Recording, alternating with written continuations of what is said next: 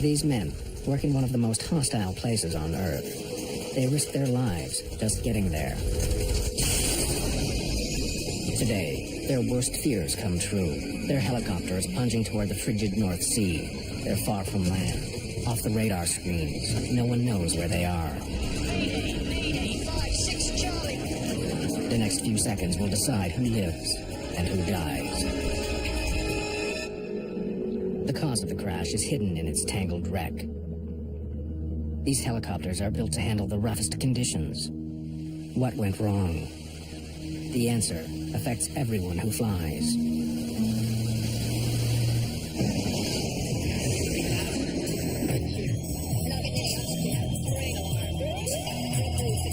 We are in an emergency.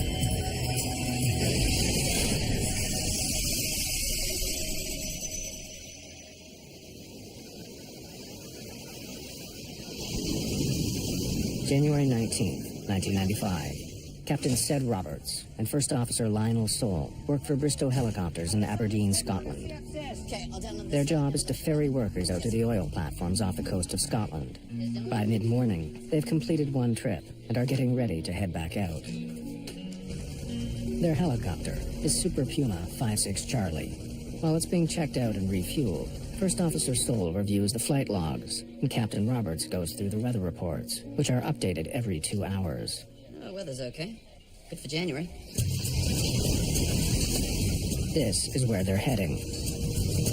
The need for oil drives men to some of the most unpleasant places on Earth. This is one of them. The North Sea divides Britain from mainland Europe. It's a shallow sea, so the cruel winds that race across it can whip up enormous waves. The sea is cold, gray, and violent. But there's oil out here, and so dozens of drilling platforms and thousands of men stay and face whatever the weather can throw at them. The discovery of oil here in the 1960s was a lifesaver for the British economy. Brent crude, as the oil is known, is a light, sweet crude, ideal for turning into gasoline, and its price is the benchmark on the international oil market. It also turned Aberdeen, the Scottish port nearest the oil rigs, into a boomtown. It became the European oil capital. All the leading oil companies set up offices here. Everything became geared to the task of getting the black gold ashore. Today, Aberdeen can handle as many as 2 million workers every year, traveling back and forth to the rigs.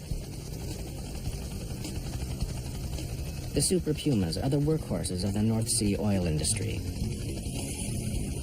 There are more of the helicopters flying offshore here than anywhere else in the world. And it's the only place where they fly on such tight schedules. Great lodge. The passengers heading to the platforms today gather in the heliport's departure lounge. They all work for the Texas company Marathon Oil. The North Sea has been divided up into oil fields. The big companies have paid the British and Norwegian governments for licenses to drill in them. Marathon has bought licenses for 3 platforms in the Bray Field: East, Bravo, and Alpha. North Sea oil platforms are like cities that never sleep. They stand on the seabed, on huge metal or concrete legs, sometimes several hundred feet tall. Below each one, pipes snake out to around 30 different wells, some straight down, others fanning out at an angle for up to 8 kilometers. The same platform may be extracting both oil and natural gas at the same time. The work on a rig can be rough, dirty, and dangerous. 12-hour shifts handling heavy equipment, great heights or great depths. The turnover among workers is high. Having so much volatile fuel around means that danger is never far away. Mayday. Explosive fire on the Piper platform. All personnel abandoned. One of Britain's worst disasters happened in the North Sea oil fields. On Occidental Petroleum's Piper Alpha platform in 1988, the gas exploded and set fire to oil.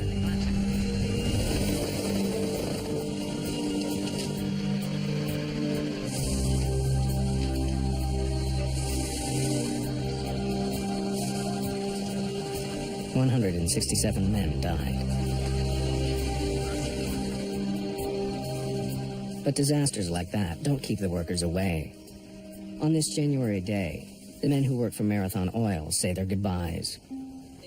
All 16 are scheduled to spend 2 weeks on Marathon's Alpha platform, followed by another 2 weeks back home. To these men, getting to work has become routine, a slightly unusual commute. But getting a ticket on this flight calls for something a little out of the ordinary. None of them are permitted to board a helicopter without first going through this: survival training. Their lives may depend on knowing how to get out of a submerged helicopter or oil rig, and they learn some of the brutal truths about survival in the North Sea. The natural human response to sudden immersion in cold water is to gasp, sucking in freezing water, which sends the windpipe into spasm, preventing air from getting in. People simply die from suffocation. Before they set off on every flight, they must watch the video. How to behave if there's an emergency on your flight. They've seen it all 1,000 times. In an emergency, if time does not permit, just tighten your lap strap and brace for impact. To exit through the windows, pull the red tab to completely remove the rubber seal and push the window out. The passengers fasten up their Gore-Tex survival suits, which give them some protection if they should end up in the water. The suits are brightly colored to help the men get spotted if their helicopter goes down. The journey to their oil platform, Bray Alpha, is 200 kilometers, which should take about an hour and a quarter.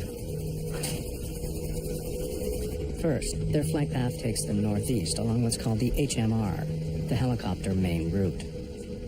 Then, after 160 kilometers, they'll reach an area called the Gate. That's where all the helicopters split up and go their separate ways to the individual oil platforms. Bray Alpha is 41 kilometers from the Gate. For much of the journey, the radar operators at Air Traffic Control in Aberdeen will not be able to see them. The reason why we lose low-level radar coverage out over the North Sea is, in essence, because the Earth is round. As the helicopter's flying outbound to an oil rig, it's actually following the curvature of the Earth. But radar pulses travel in straight lines, which means that as they travel further and further away, a gap opens up between the surface of the Earth and the radar waves. If an aircraft flies into that gap, then it'll disappear from radar. In the case of Aberdeen, a helicopter operating about 2,000 feet will disappear into that gap at about 80 miles. Which is where 56 Charlie is now, over halfway to the oil rigs. From this moment on, no one can see them. 56 Charlie is a Super Puma helicopter serving the North Sea oil platforms off the coast of Britain. It's halfway through a long flight carrying 16 passengers to the Bray Alpha oil rig. But the pilots are getting concerned about what they're seeing on their weather radar. The forecast had been clear skies, but that's not what they're seeing. What do you think about this cloud? It's quite thin. Yeah, but look, we're getting some cumulus too. It's quite small, about 100 yards across. Yeah, but it's developing a bit. Cumulus are puffy white clouds, like balls of cotton wool. They're beautiful to look at, and usually harmless. They only last between 5 and 40 minutes. But helicopter pilots prefer to go above them if possible because the air inside and below gets very bumpy. Let's try to climb above it. Go to 5,000 feet. All right.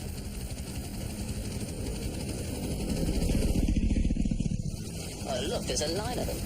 All along the route exactly where we're going. Yeah, we're not gaining anything by this. Let's drop back down to 3,000 feet. Right. So far, the weather is nothing to worry about. But over the North Sea, it can change suddenly. This corner of Europe is where the warm winds from the Atlantic meet the icy blasts from the Arctic and Siberia. The warm water vapor condenses into clouds. Strong winds begin to howl, and the clouds rub against each other, becoming electrically charged, waiting to hurl lightning bolts across the sky. What starts out as a placid day can end up as a violent storm. It's now 1 hour after takeoff, and 56 Charlie is approaching the Gate, the point where helicopters begin their descent to the individual oil platforms.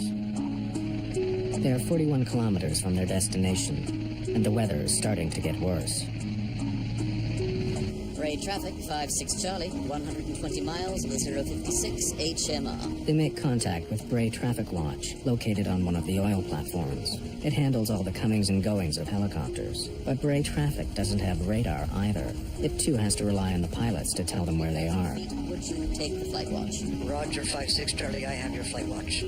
Aberdeen information, Bristow's 56 Charlie at 120 miles. Leaving 3,000 feet, Bray has the flight watch. Roger, 56 Charlie. Continue with Bray traffic. That is the last message Aberdeen will ever get from 56 Charlie. Quite suddenly, the weather has changed. Instead of the harmless fluffy balls of cotton wool, a line of dangerous cumulonimbus clouds is now blocking their path. Cumulonimbus, that's the granddaddy of all clouds. It stretches from around about 1,000 feet at its base all the way up to 30,000 feet. They rise up like huge white mountains, impossible to fly over. Underneath, they are dark and menacing. Pilots seek to avoid them at all costs. Within a cumulonimbus, you're going to find severe turbulence, you're going to find icing, you're going to find heavy rain, and of course you're going to find lightning. Flying a helicopter, that's not where you want to be. Lightning is one of the most powerful forces of nature. It strikes somewhere on Earth 100 times every second, with a power of 1 billion volts. However, it's not usually much of a problem for people who fly. On average, commercial aircraft get hit once a year. But their bodies are traditionally made of aluminum, which is a good conductor of electricity. The lightning passes harmlessly along the fuselage and exits from the tail. It's the same for helicopters. Because there are so many Super Pumas operating over the North Sea, they get struck on average 9 times a year, but without any problem. As it begins its descent, Super Puma 56 Charlie enters the line of clouds standing in its path. Bits of cloud coming up there. That's okay, it's still green. Let's carry on through that. Green on the weather radar means there's rain, but it's not heavy enough to worry about. What the pilot sees in that is actually simply like a television screen. On that television screen he has a map, and overlaid on top of that map is a series of banded colours. If there's no rain, he has a blank map. If there's lots of rain and it's heavy, he has lots of red squares on that, and that gives you an idea of the intensity and the location of the rainfall. On board 56 Charlie, the weather suddenly takes a turn for the worse. Hey, where'd this come from? It's coming in through the vent. It's like big side of beanbags swamped by polystyrene balls. So thick. How come the engines are still running? There can't be any air left out there. Now, another problem. We've got a hard over on the ice detector. It's probably just an ice pellet stuck in the probe. Right. The helicopter has an ice detector, a probe outside the craft, which is supposed to tell the pilots whether there is ice on the blades. But they think it's become jammed with ice and is giving a false reading.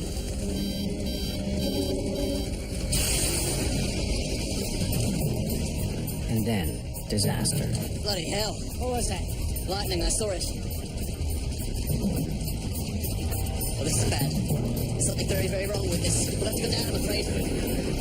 The helicopter is badly damaged. The entire body is shaking and vibrating. The crew's first instinct is to get down to a lower altitude in case the worst happens and they fall out of the sky. Mayday, mayday, 56 Charlie, lightning strike, severe vibration. Mayday, mayday. 40 kilometers away, another Super Puma helicopter is about to leave a different oil platform. Commander Brian Backhouse is loading passengers onto 56 Bravo and preparing to fly back to Aberdeen. That's everyone. All set. Suddenly, the loading officer hears Lionel Soul's Mayday call on his radio. Mayday, mayday, 56 Charlie, lightning strike. Here's that Mayday, 56 Charlie! Gentlemen, my apologies, but we have to disembark you. We have an airborne emergency on a sister aircraft. Backhouse hurriedly unloads his passengers. He intends to help if he can. Meanwhile, a force 10 gale is steadily building up, with winds of 100 kilometers per hour. The seas are mounting. Although the pilots of 56 Charlie still have control, their chances of making it safely to the oil platform are beginning to fade. The Grampian Freedom is a standby ship, there to give oil workers a way of escaping from the rigs if anything goes wrong. Her skipper, John McInnes, hears the helicopter's distress call. We increased the speed to full speed ahead. Everybody was informed about the vessel and told to get ready for survivors to be taken aboard. Back on the Bravo platform, what was a routine flight for Brian Backhouse is about to become a rescue mission. He intends to find the stricken helicopter and nurse it to safety. If it crashes into the sea, they'll direct rescue ships to the spot. But they're not sure where to go. Let's go to the gate and proceed from there. They'll start their search at the gate. The Grampian Freedom doesn't know where to go either. They're getting conflicting messages about where 56 Charlie is. On the crippled 56 Charlie, Captain Roberts briefs the passengers. Gentlemen, you are obviously aware of the severe vibration. We're about a lightning strike, so please pull up your hoods, zip up your suits, and prepare for a possible ditching. Countless hours of training are supposed to prepare everyone on board for a moment like this. In a real emergency, how many will remember it? 1,200 feet, we're still flying. Let's try to make it to Bray Alpha and land there. They're limping towards Bray Alpha platform, now only 11 kilometers away. 3 minutes have passed since the explosion, and things don't seem to be getting any worse. I'll just try a few small inputs to make sure everything's working. Yes, we've got control in pitch, we've got control in roll, and we've got control in yaw. The helicopter is beginning to spin, a sure sign that something's happened to the tail rotor. The only thing the pilots can do to stop the spinning is to switch off the main rotor blade. Power off, engines off. Without power, there is no turning back. The helicopter and everyone on board are going to crash into the frigid waves of the North Sea.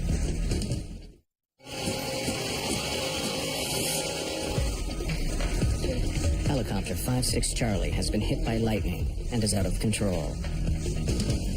It's falling at more than 10 meters a second, with the main rotor acting like a kind of parachute, the blades being turned only by the air that rushes through them. Mayday! Mayday! Tail rotor failure, ditching. Brace for emergency landing. At this speed, they're about 40 seconds from hitting the North Sea. The other pilots in 56 Bravo are searching in vain. There's no sign of 56 Charlie in the sky or in the water. Then, they hear another distress call. Mayday! Mayday! Tail rotor failure! Ditching! Mayday, Mayday, Mayday. Relaying for 56 Charlie. We have a suspected tail rotor failure. He is ditching. Captain Backhouse in 56 Bravo knows that he's the closest to the stricken helicopter. Everything depends on him. But he's not equipped to locate the distress beacon 56 Charlie will use when it ditches. All he can do is search mile after mile of gray sea. Back on the Grampian Freedom, confusion reigns. They've been sent off in another wrong direction. McInnes decides to ignore instructions and play a hunch, heading for where he thinks the helicopter will be. Floats, floats, I can't find the floats. I got it. Just keep it at trim angle, front. The pilots of 56 Charlie are about to attempt one of the most difficult maneuvers, ditching, or landing in the middle of the heaving sea. Floats under the helicopter are meant to keep it from sinking.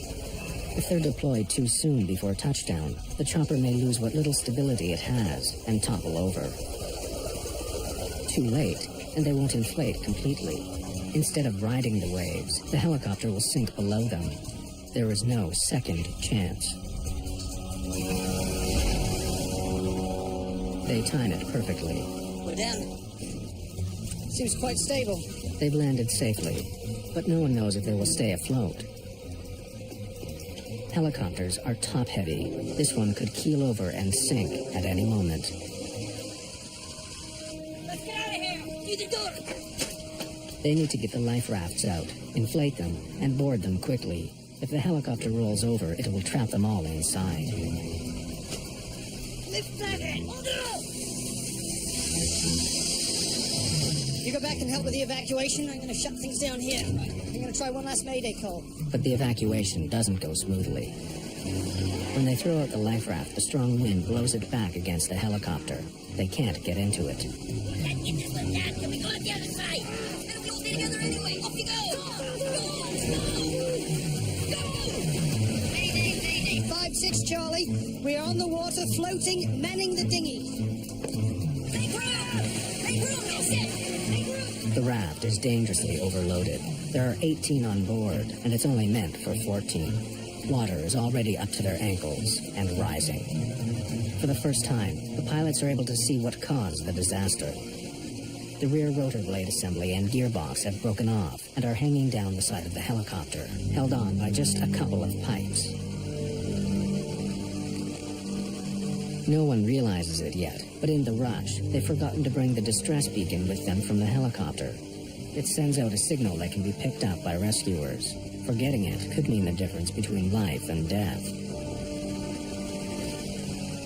2 ropes attach the life raft to the helicopter. They're meant to stop the raft from drifting away. But they'll also drag them down if the helicopter sinks. One of the passengers has a knife. Shall I cut the line? No, not yet. We have a better chance of being spotted if we're close to the helicopter. Problems mount. The passengers are trying to raise the canopy to protect them, but it gets stuck. Without the canopy, they're at the mercy of the waves. The helicopter, once their safe haven, is now their enemy. It's beginning to attack them. When the helicopter doors were jettisoned, they were supposed to slip down into the water and sink. But they're floating on the surface, and one has a jagged edge where it detached from the door frame. It's heading straight for them.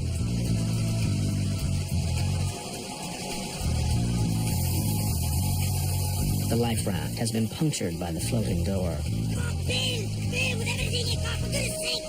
No, don't worry about it. We're not going to sink. One way, but we're under. The pilots do their best to put on a brave face. There are other helicopters and ships out there! They know we're down! They heard our Mayday! The overloaded life raft is getting lower and lower in the water. Inside, it's already waist deep. Now the pounding waves are pushing them beneath the sharp edges of the drooping helicopter blades. We need to get some distance! We'll have to cut the line! The 2 safety lines are still tying the life raft to the helicopter, one short, one long. They will cut the short one so they can float further away from the menace of the rotor blades. The long line's been cut! It's been shredded! The long line has already been cut. No one knows how. You'll have to cut the short one. The short line is the only thing attaching them to the helicopter. If they cut that, they'll quickly drift away. A tiny raft full of men at the mercy of the sea. But if they don't cut it, the jagged edges of the helicopter could tear their life raft to shreds and sink them all.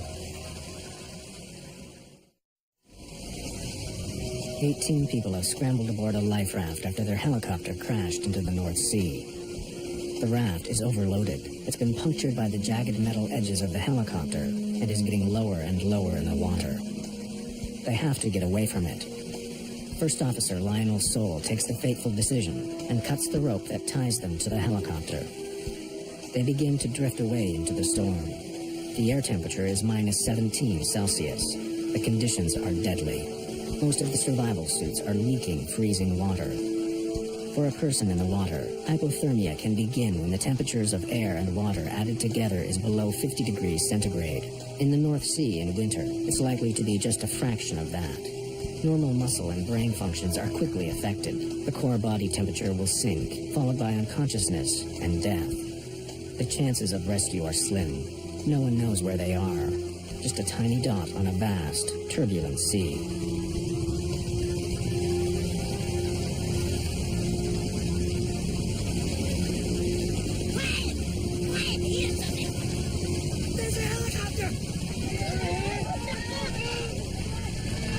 The men are desperate. This could be their last chance. Quickly! Pass me those flares! Flares! In the pocket behind you! Spot a flare, you high bastard! But it's all in vain. The helicopter passes by without seeing them. The men can't believe it.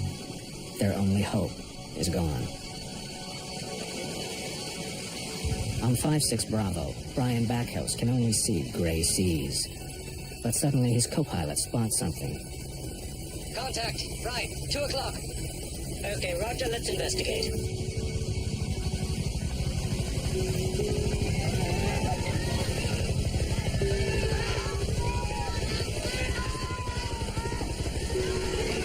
Target. Contact. Target confirmed. 56 Charlie. Stand by for position report. Like a guardian angel, 5-6 Bravo hovers directly above the survivors for over an hour, directing rescue boats and aircraft towards this tiny speck in the ocean. First to arrive is the Grampian Freedom. John McInnes's hunch had paid off. Almost 2 kilometers from the raft, the Grampian Freedom launches its fast rescue boat. The boat sets off at full speed to the rescue, but in the heavy swell, the 3-man crew can't see the life raft.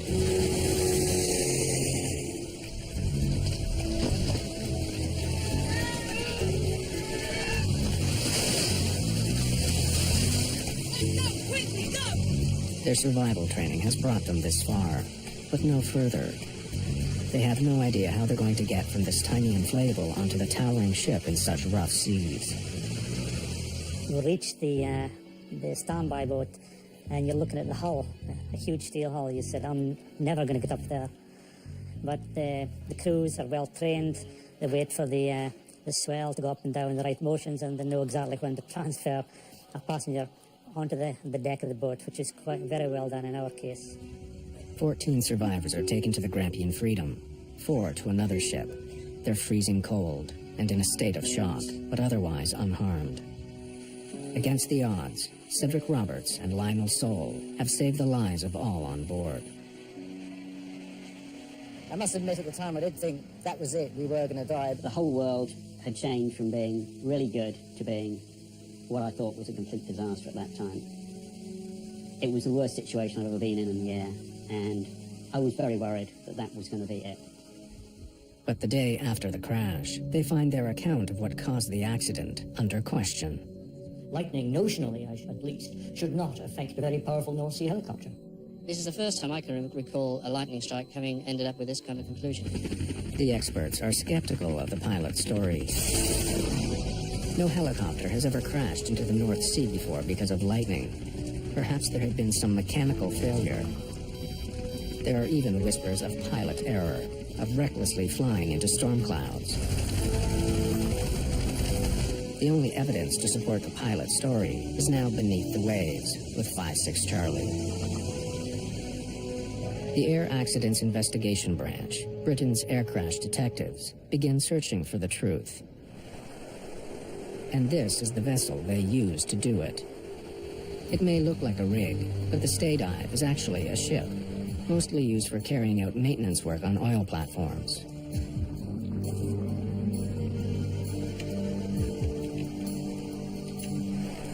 It has 9 powerful engines, which enable it to stay put in almost any weather. And it carries miniature submarines for underwater exploration. A day after the accident, it's brought in to find and raise the missing helicopter from the bottom of the North Sea. The investigation gets off to a good start. Within a day, the television cameras on board the Stay Dive's 2 submersibles locate what's left of 5-6 Charlie on the seabed. But raising it is a different matter.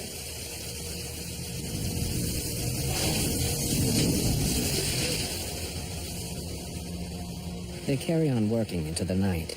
Soon, several pieces of 5-6 Charlie have been recovered, but still not the vital clue, the missing tail rotor. Ed Trimble was the AAIB's lead investigator.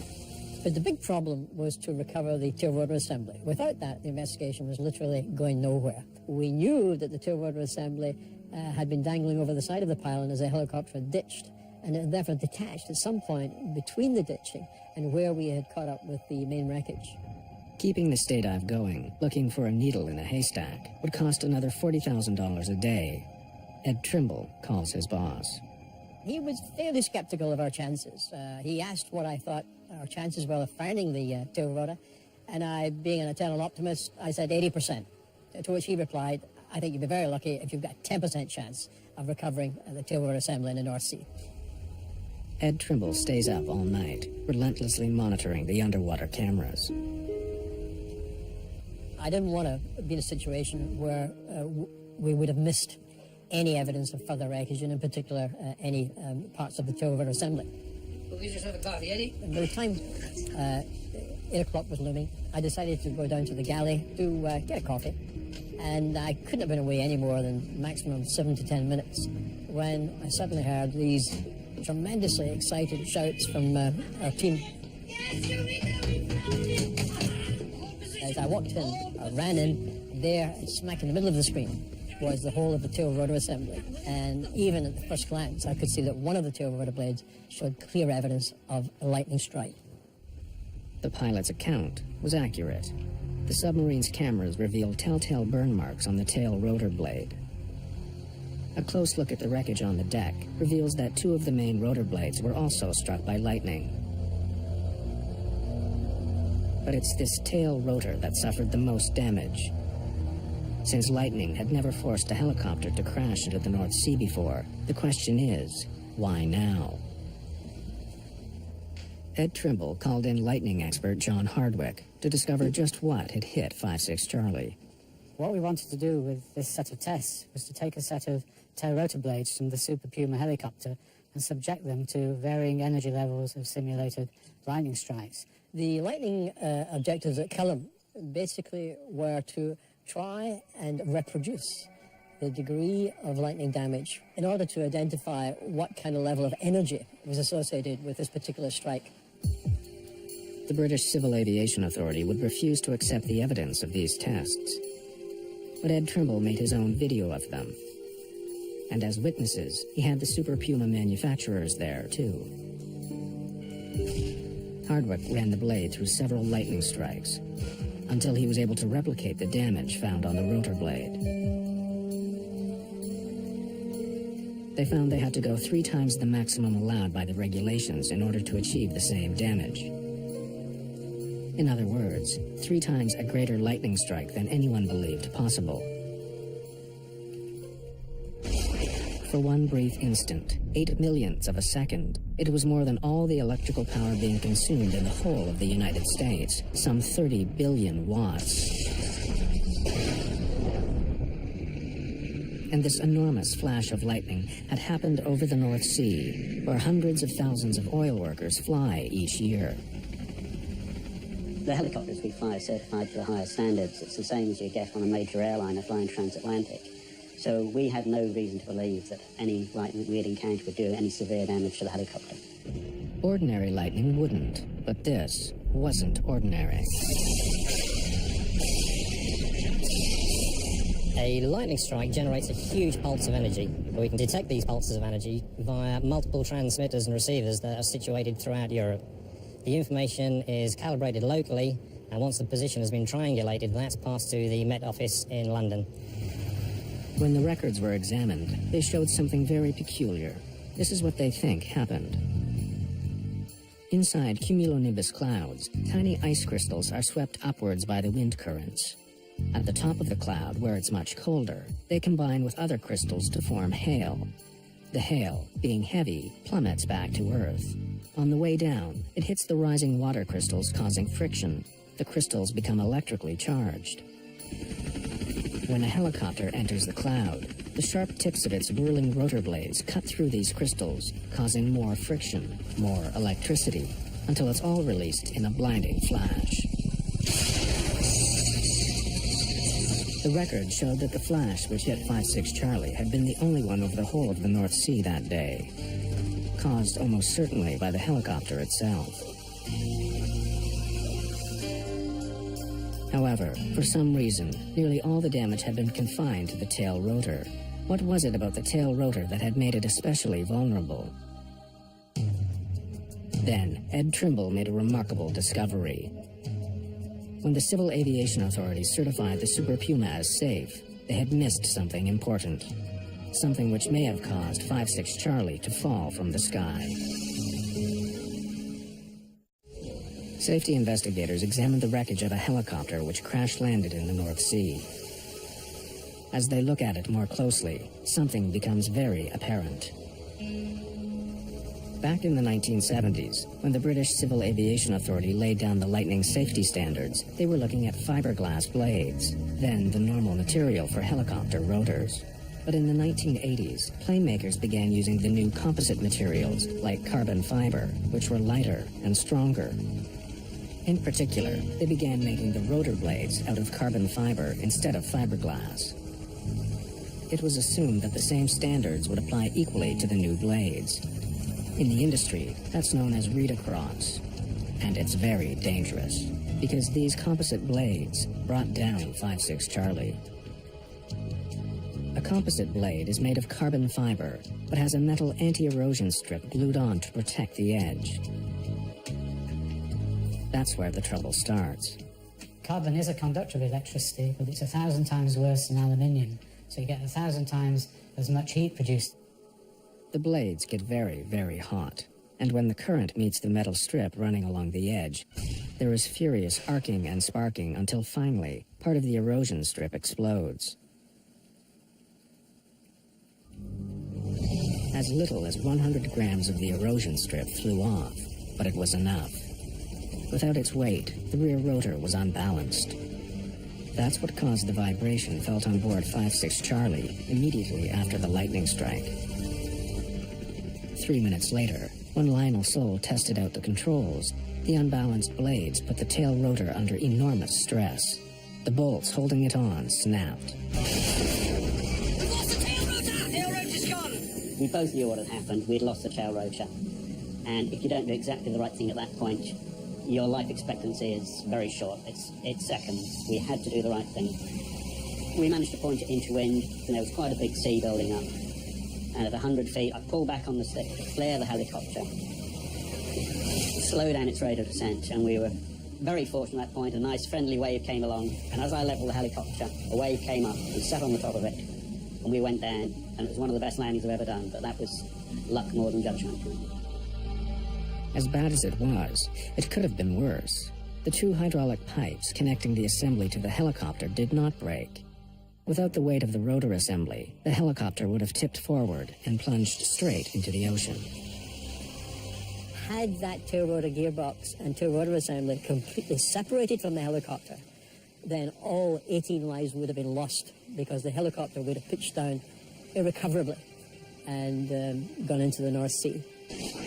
The investigators found the answer to the mystery of a helicopter crash, but they stumbled across a bigger problem. One that affects every air traveler.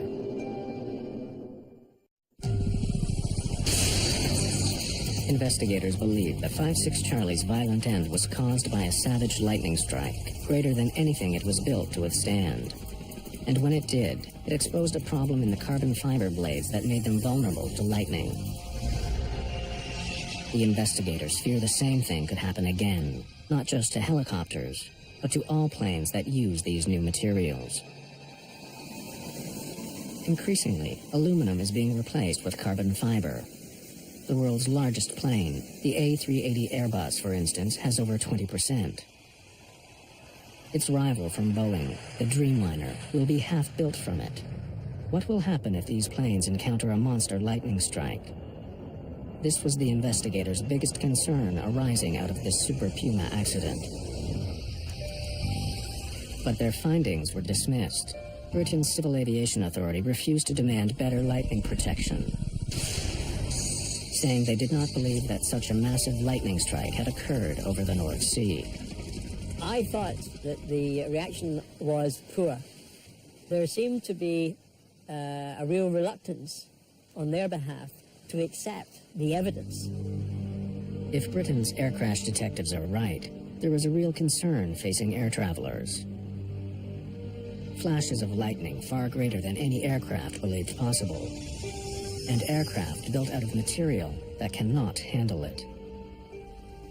For the Super Puma, though, the lessons have been learned. The rotor blades have been strengthened, and the pilots have been instructed to give storm clouds a wider berth.